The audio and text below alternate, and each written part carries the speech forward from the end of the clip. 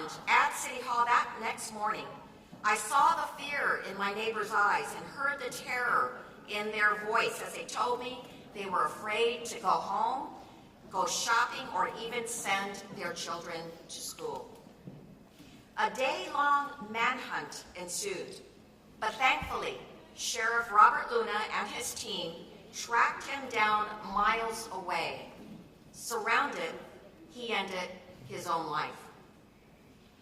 Though the immediate danger of the shooter was gone, Monterey Park and the Asian American community nationwide are still reeling, and we are still grieving.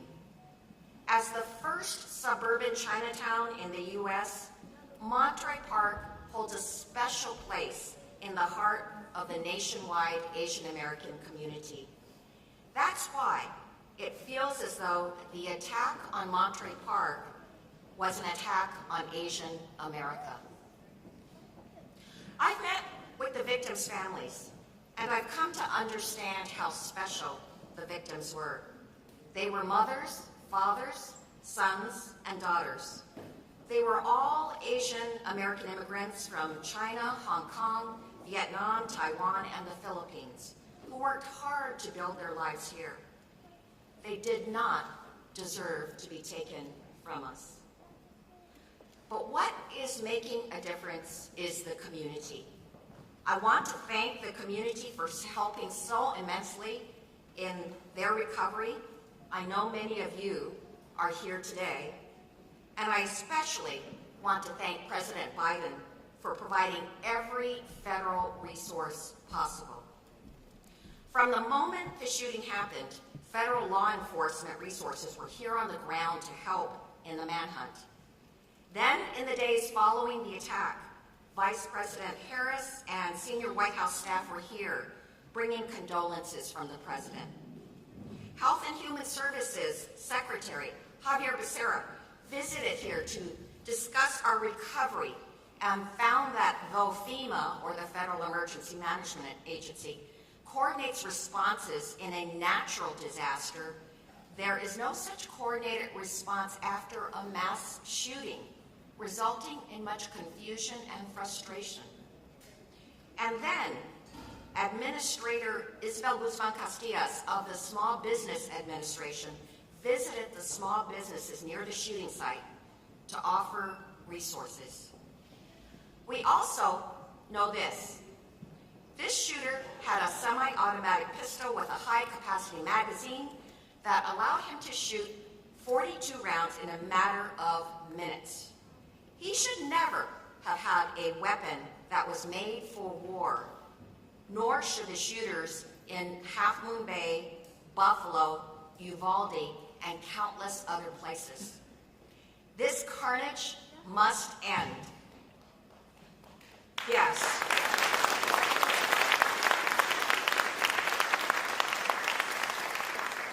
And that's why we must pass a national assault weapons ban.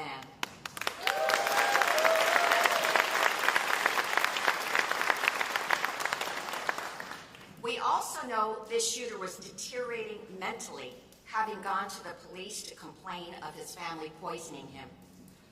Our red flag law could have enabled someone to have his guns removed, but I doubt that our immigrant community knows about it. So multilingual outreach is needed about this law to all our communities.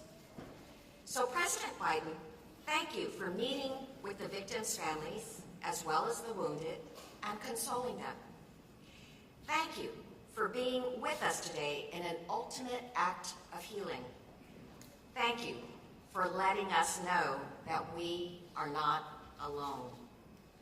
And thank you for continuing to raise your voice for an assault weapons ban in this country, as well as for measures in your gun violence executive order, especially with regard to enhanced red flag implementation and a coordinated FEMA response to mass shootings. We need this so that no other community has to go through what we've gone through. Thank you.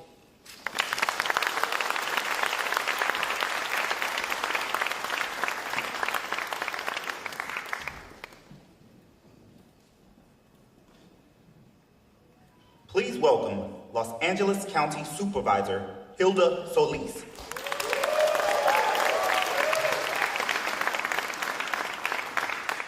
Good afternoon, everyone, and buenas tardes. I'm Supervisor Hilda L. Solis, and I represent the 1st District on the LA County Board of Supervisors. And I'd like to start, first of all, by welcoming President Biden to Los Angeles County, especially to Monterey Park, a city with over 60,000 residents who I am honored also to serve and represent. Thank you so much for being here, the epicenter of a tragic mass shooting. Yes, but, Mr. President, this is also an epicenter of hope and resilience.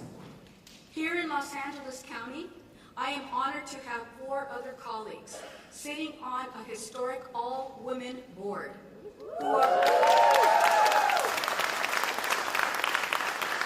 by the way, are all strong gun safety advocates just like myself. Just this year alone, we have unanimously passed 5 gun safety motions, including one you might be familiar with, Mr. President.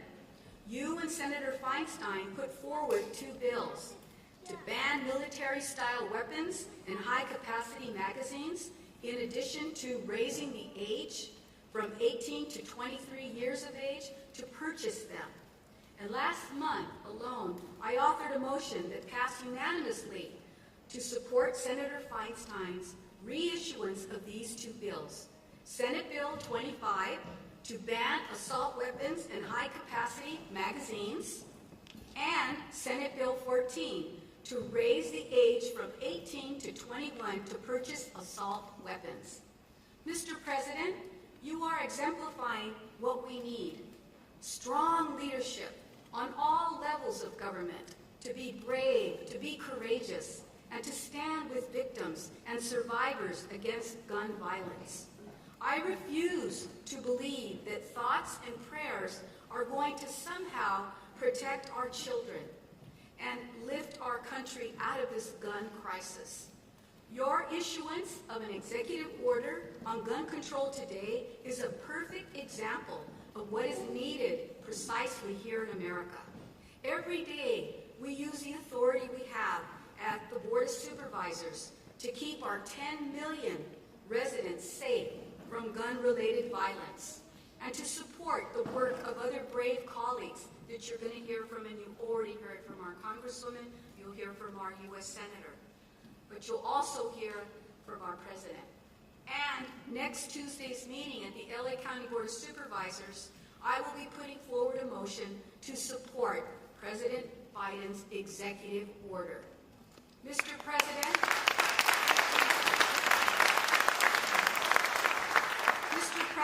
you have my support, and I believe the support of many in Los Angeles County. And LA County is ready and willing to continue supporting your efforts and vision to have a safer America for everyone. Sí se puede, and muchas gracias.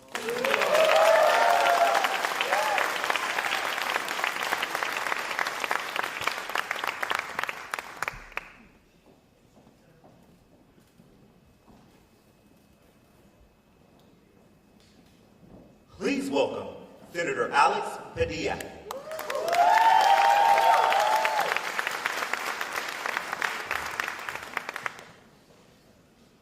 Good afternoon, Monterey Park. Good afternoon. It is a solemn honor to be back in Monterey Park today, here alongside so many friends and colleagues, including Representative Judy Chu and Supervisor Solis, whom you just heard from, but also with first responders, with community leaders, with friends and loved ones of those wounded or taken from us in January. And it is my privilege, Mr. President, yes, he can hear me. It is my privilege, Mr. President, to welcome you back to California. But I must say that this year it's been too often in the shadow of tragedy and heartbreak. Today we gather in Monterey Park, a proud and diverse and welcoming community. 2 months ago, it was here that families gathered to celebrate with good food and lively music on the eve of Lunar New Year, and eagerly awaited calls from loved ones wishing them good fortune in the new year. But instead, the families of 20 of our neighbors, after a night of horror, received a different type of call. That night, as we know, a lone gunman entered the Star Ballroom and claimed 11 lives while injuring 9 others, taking from us parents and grandparents, and making our AAPI community in particular live in even more fear for their lives. Now, there's no denying it. We have a gun violence epidemic in America.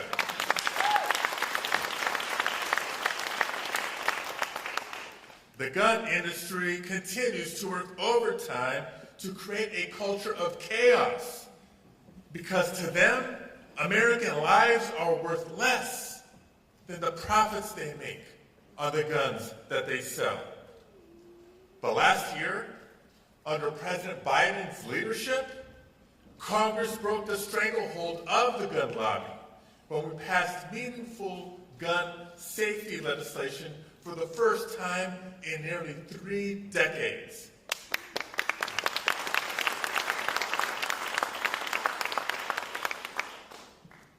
But today, as we gather, not just to remember, we can celebrate the continued leadership of President Biden with his historic executive actions to enforce background checks, to further analyze, get this, to further analyze the despicable tactic of marketing guns to children that the gun lobby is engaged in, but also to make sure that we surge resources for communities like this in the wake of mass shootings.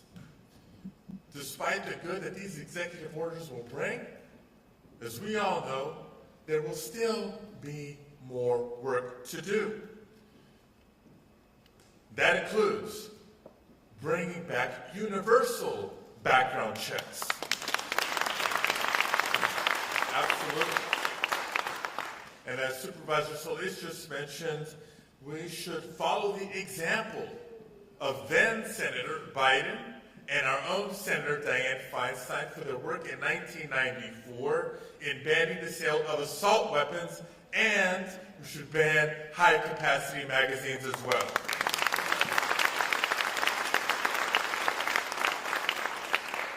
Now, we don't just remind ourselves of these proven policies lightly.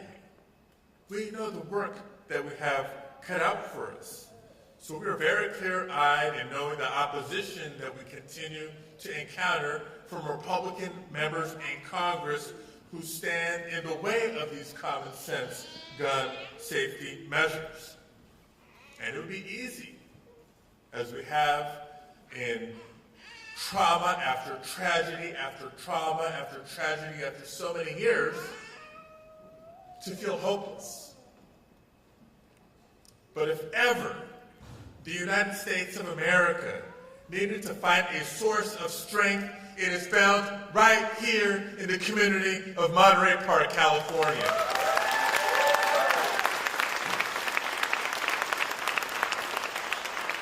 Just think about what we saw, what the nation saw in the days and weeks after the tragedy in January. What we saw was remarkable resilience.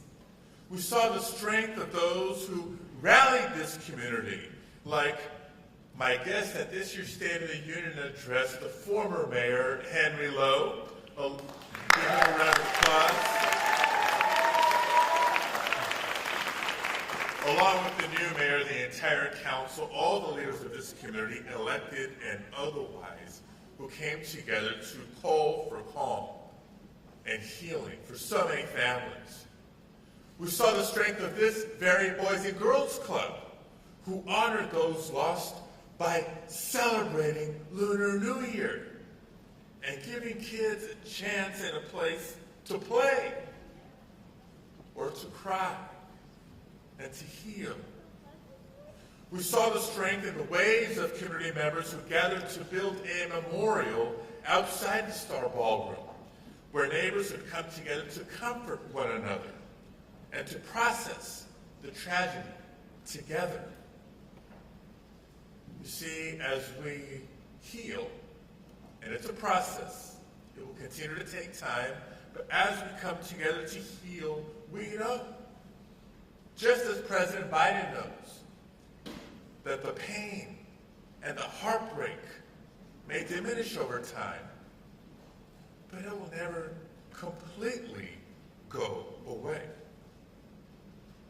But we can honor those who were taken from us by taking action to prevent future incidents of gun violence. We can and must save lives. We know what to do. We need the will of Republican members of Congress to help us do it. And we can honor those lost by reclaiming the sacred spaces and celebrations and by embracing the people and places that will always make Monterey Park strong and special. Thank you all for being here today. Thank you for having me. Let's welcome President Biden.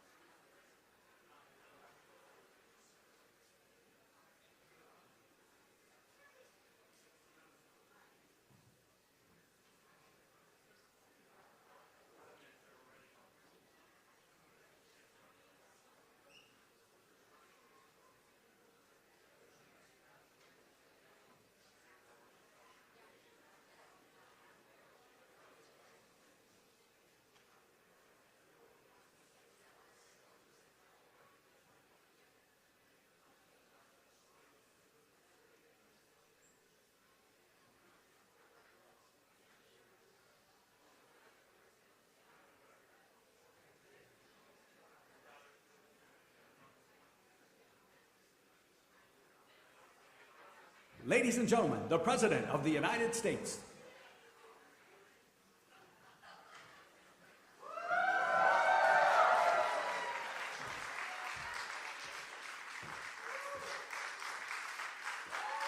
Good afternoon. Thank you. Thank you. Please have a seat if you have one.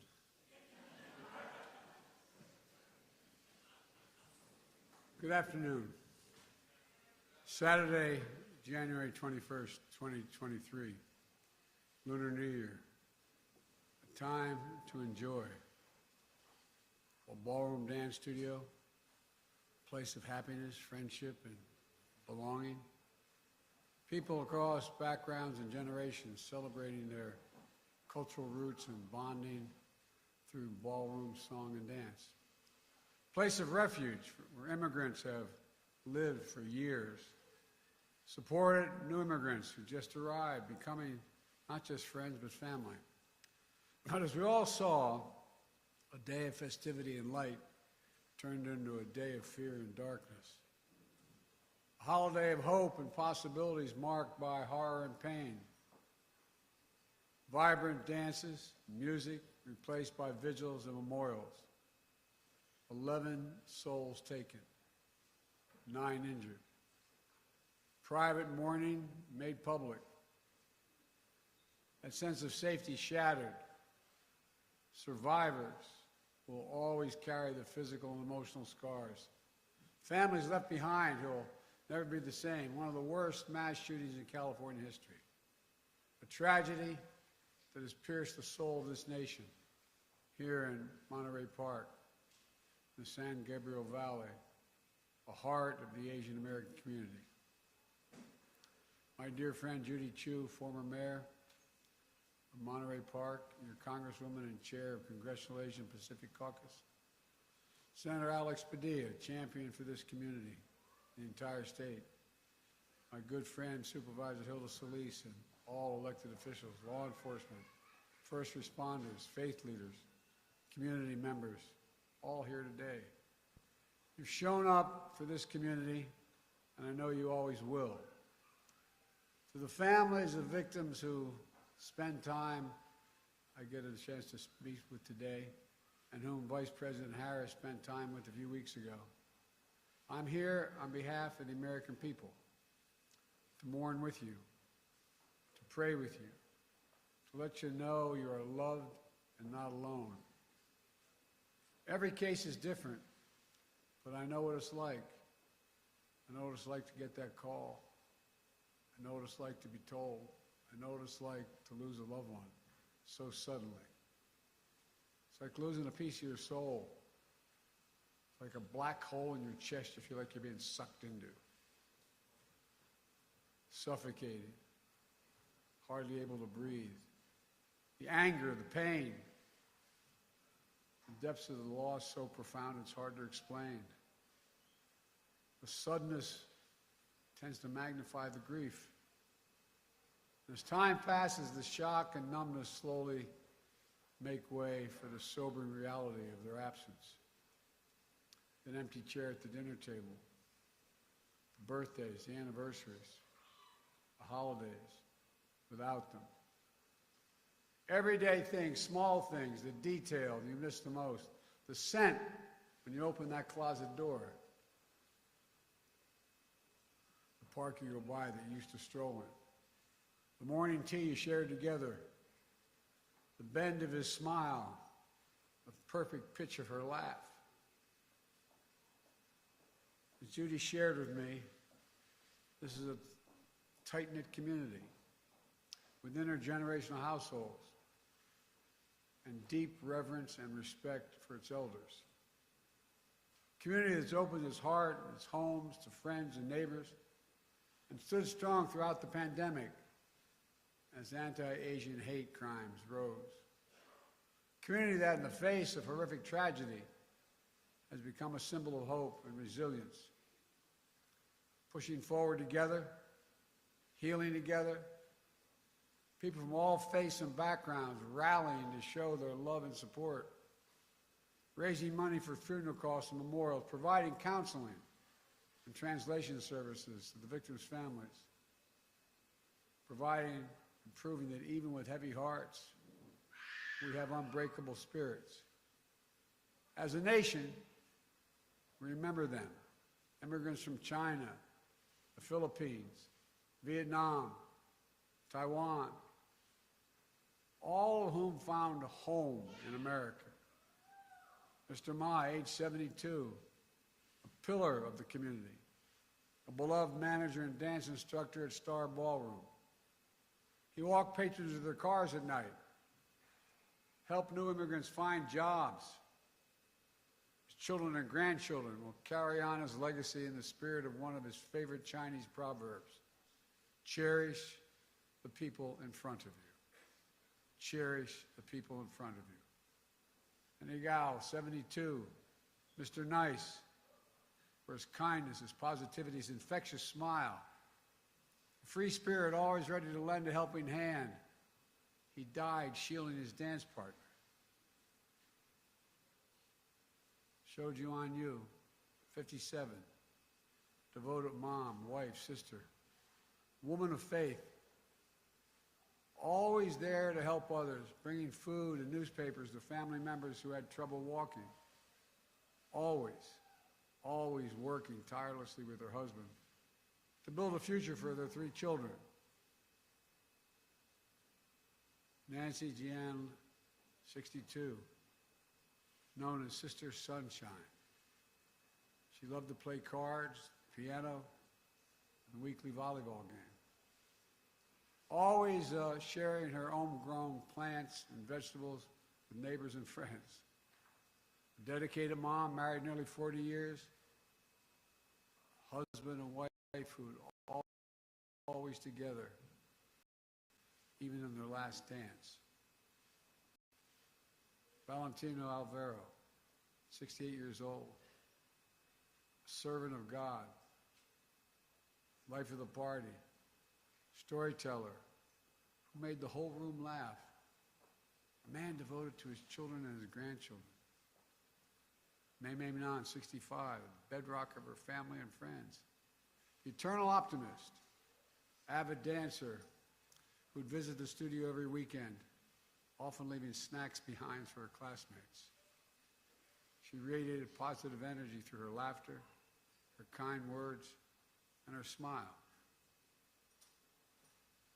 Moy Dayun, 67, refugee, community builder, cherished friend, known for her kindness, her sweetness, her generosity, her beloved family, the center of her world.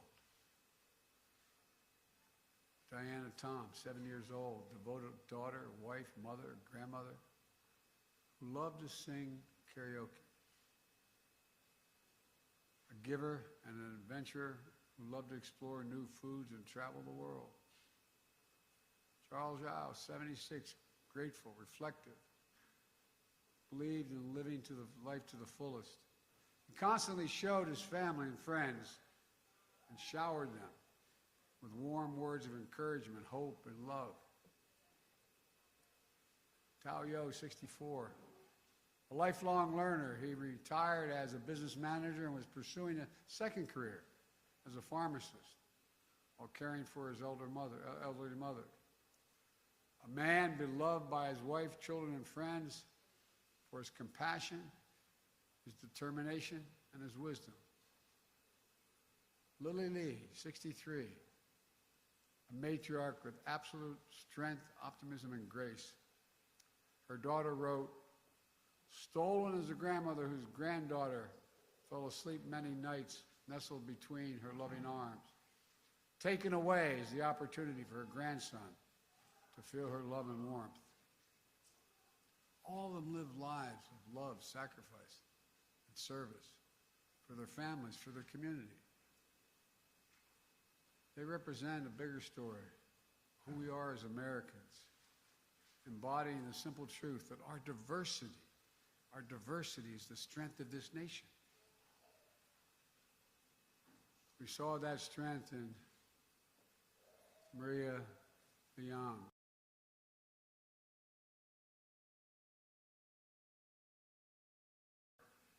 into creating a warm, welcome space.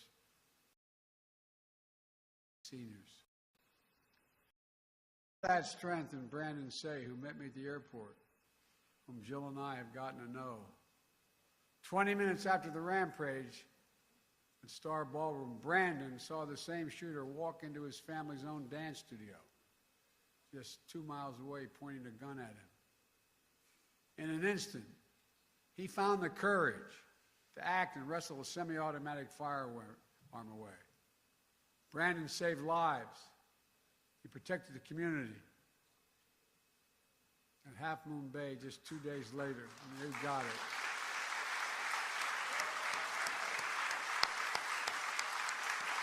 Brandon, stand up.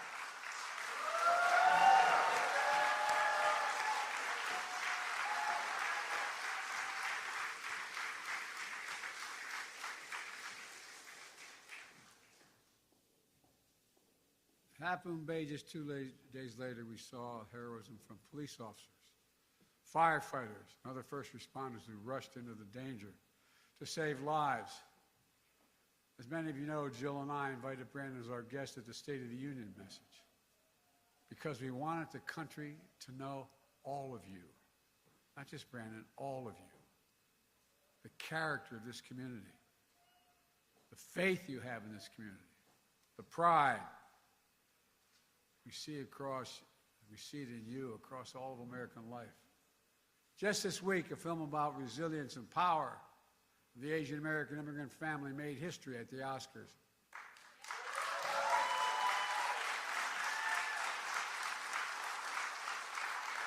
Echoing the heart of so many in this community.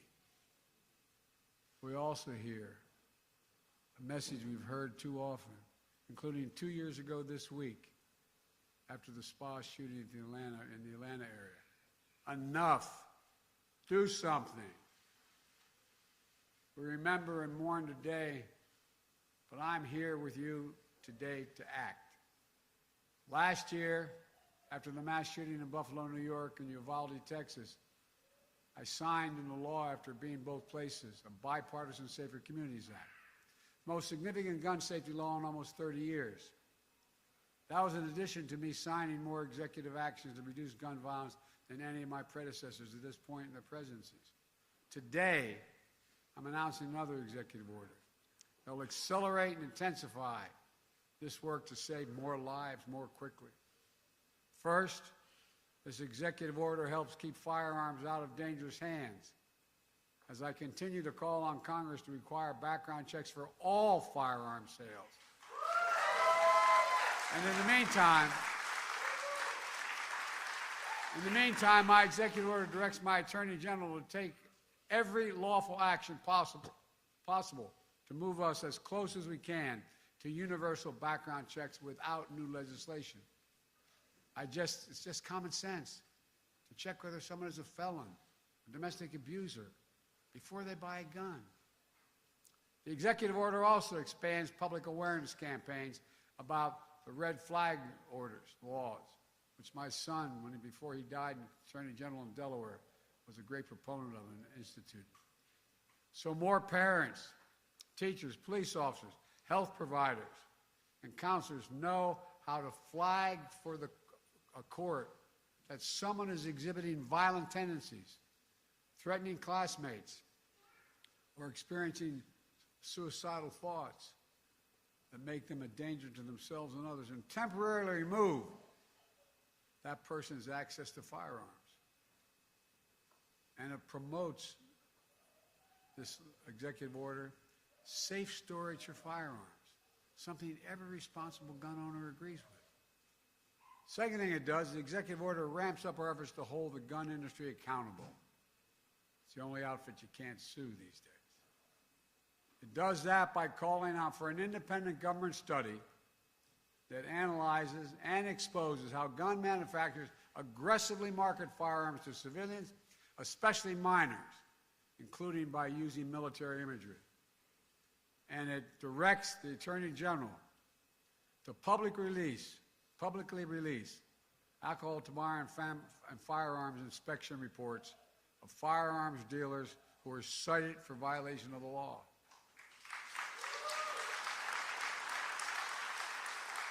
That way, policymakers can strengthen laws to crack down on those illegal gun dealers, and the public can avoid purchasing from them. Third, the executive order improves federal coordination to support victims, survivors, and their families and communities affected by mass shootings. The same way FEMA responds to your natural disaster in California and all around the nation, and it will help folks recover and build after folks recover and build after wildfires and superstorms and droughts. For example, we need to provide more mental health support and grief and trauma, and more financial assistance when a family loses the sole breadwinner or when a small business shuts down due to a lengthy shooting investigation. There's more in this executive order, but I'm not stopping there. Last week I laid out in my budget that we invest more in safer communities and expand access to mental health services for those affected by gun violence. Congressional Republicans should pass my budget instead of calling for cuts in these services or defunding the police or abolishing the FBI, as we hear from our MAGA Republican friends. But let's be clear, none of this absolves Congress the responsibility from the responsibility of acting to pass universal background checks, eliminate gun manufacturers' immunity from liability.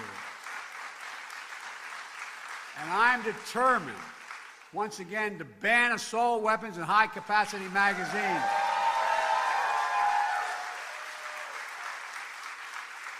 I led that fight to ban them in 1994.